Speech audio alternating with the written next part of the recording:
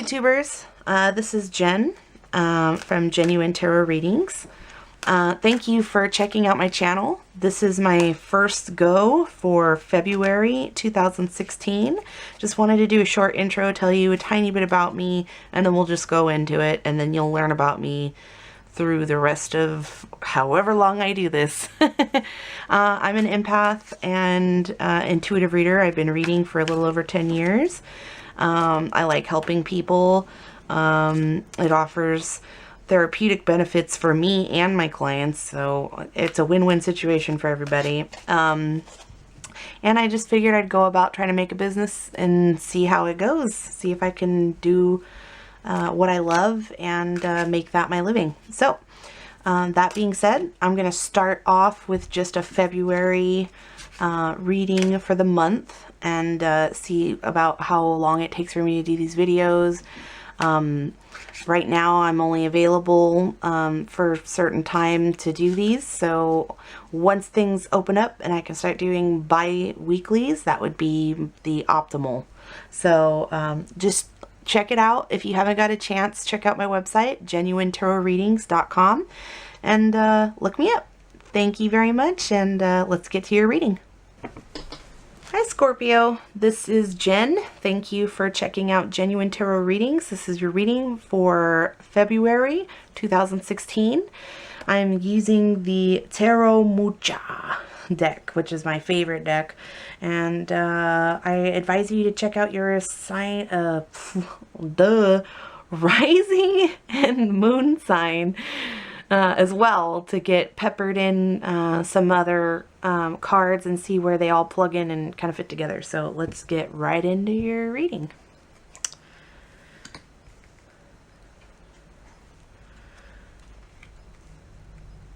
Interesting. Actually, I'm going to move these down a little bit.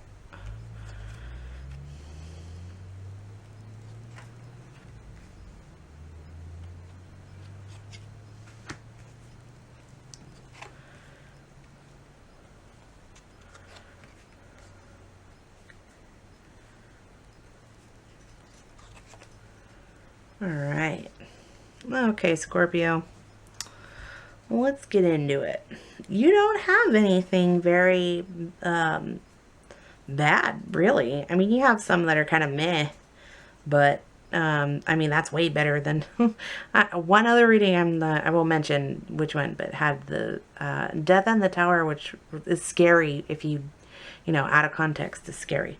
But you don't really, you kind of, you're going through February relatively free of any kind of scary burdens. So the first card you have, and it's kind of illuminating your entire reading right here, is the Sun. Great card, pretty self-explanatory. You feel so happy that you could ride naked on a horse in the sunlight. Like a small, that sounds weird, I'm not going to say that. Just you can be free and happy, and I think the symbolism of that, you know, of the nakedness, is just basically you're unburdened, you're happy, you're free, raw happiness in all of its forms and attainment. There's just nothing holding you back. It's probably the happiest card in the entire deck. In fact, I'll go that far as to say it is happiest card in the entire deck. So that's great. That's amazing. And I'm happy for you. So let's keep going down the line here. You've got the King of Swords. The King of Swords is a air sign. We're talking, well, we're Scorpio, that's water sign, sorry. We're talking Libra and Gemini and Aquarius. And he doesn't have to necessarily be of that sign. He could just be, or she can be exuding these qualities, which is very witty, very sharp, and enigmatic. He's very intense kind of guy. Or person. He doesn't mess around. He is the king of his domain for a reason, and that's because he is very calculative and logical, and he's outwitted, outsmarted, battled everybody else to get there.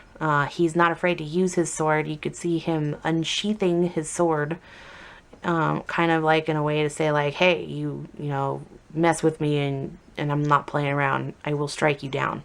He's very loyal though. Very, very, very loyal to those that he loves. And even though he is not known to exude too much emotion, it's there. It's just, he's got a great poker face is all.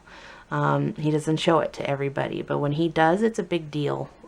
So that is the King of Swords. It might be somebody in your vicinity or around you in your life right now or coming in, or it might be what you yourself are exuding right now. Next to him though, you have the Four of Cups. Now the Four of Cups is like I call this a meh card because literally she can't be bothered right now. She's got 3 cups in front of her and she's just kind of hanging out and she's not really impressed with anything. This like heaven sent cup is like right in front of her, like, hey, you want a drink from me? And she's like, no, well, I don't think so. Like, she doesn't want anything to do with it, or she's thinking about it, but it's like one of those, I don't know if I want to take it. I don't know if I want to do it. Like the normal average person would be like, yes, please.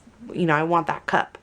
She's just like, I got 3 already. I don't know if I need another one. It's like complacency. It's definitely a complacency kind of thing.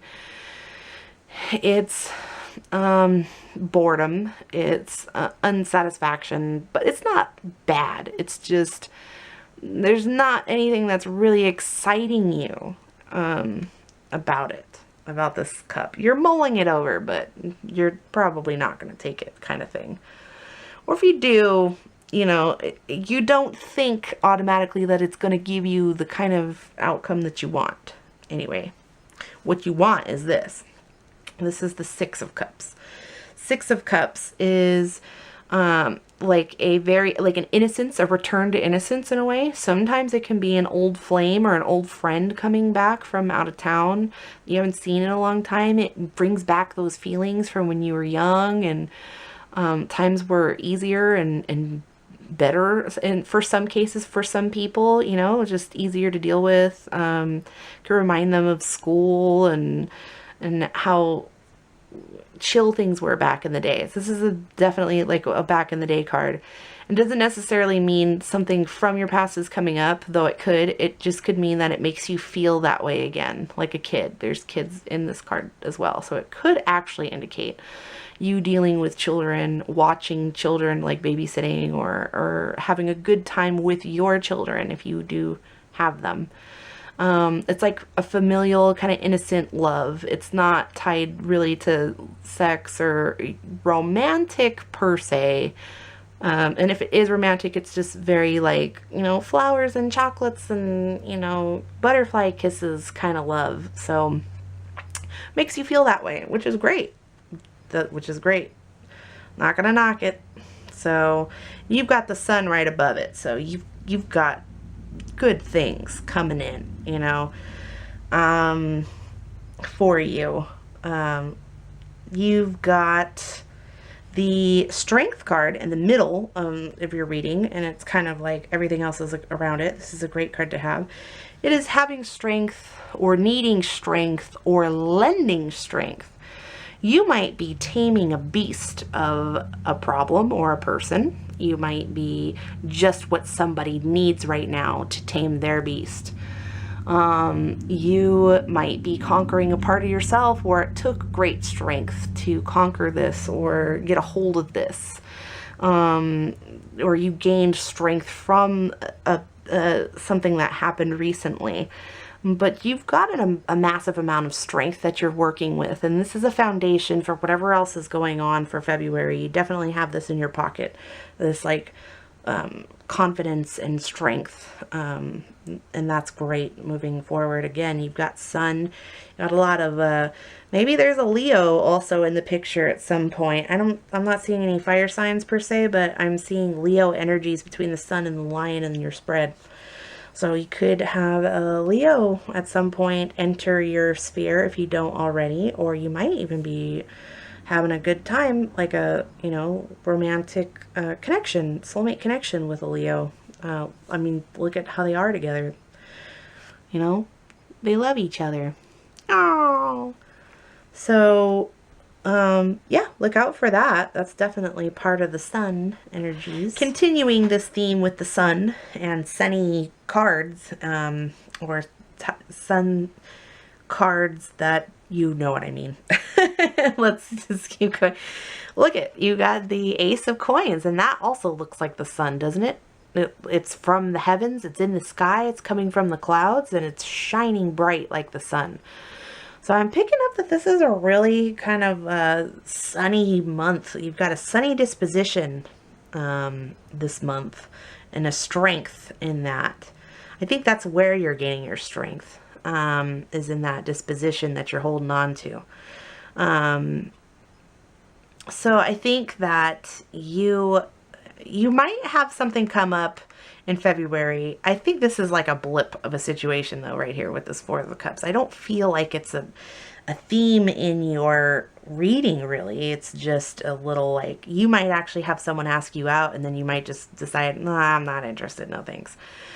That's what I'm getting with this Four of Cups. But this guy right here, this is all about abundance. This is about, it could be money coming into you or an opportunity to build riches.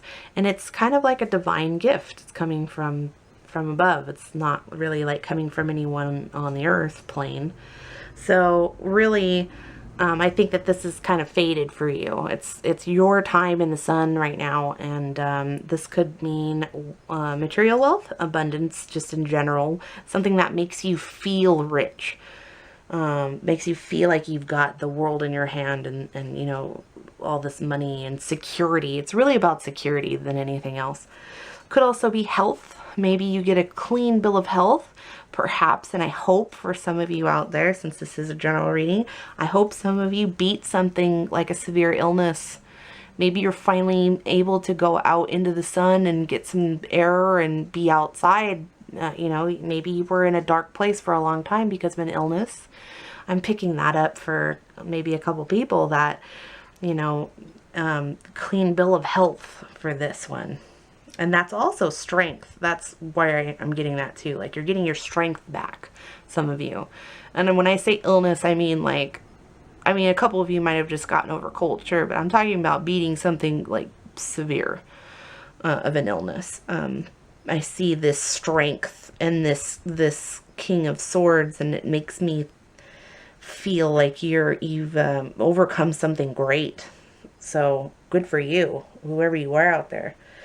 Moving on, you've got the Wheel of Fortune. This also is good news. This is also kind of like the wheel is turning in your favor. If things were down for a little while and you just were in a desperate place, or things just weren't working out for you, or you just like bad, like this too kind of goes with that. This is this can indicate poverty or feeling impoverished or just going through some money troubles. Like, if you were on that downswing and you just needed a break so bad, the Wheel of Fortune is here to kind of turn this thing upside down, reset, and the wheel will go up on an upswing for you. Whatever karma that you are working out, it's going to change for the better, and you're going to go into a better place. On the flip side of that, if you've been high on the hog and, you know, you have been in a very celebratory, non-stop party, things have been going great, it might be time to come back down on the downswing. It happens. Nothing lasts forever. And that's the thing about the Wheel of Fortune, is it could bring great karmic balancing of luck or misfortune. It really just kind of depends where you are in life. What goes up must come down. So I'm hoping that for most it's going up. Things are pretty bleak right now in general in the world, if you want to talk you know, economy and political standpoint. So I'm sure that for most people, it's things are coming up. Everything's coming up Millhouse. So, with that, right next to each other, I like this pairing a lot. This Chariot with this Wheel of Fortune. This Chariot is about, again, it's kind of like divine, like your go.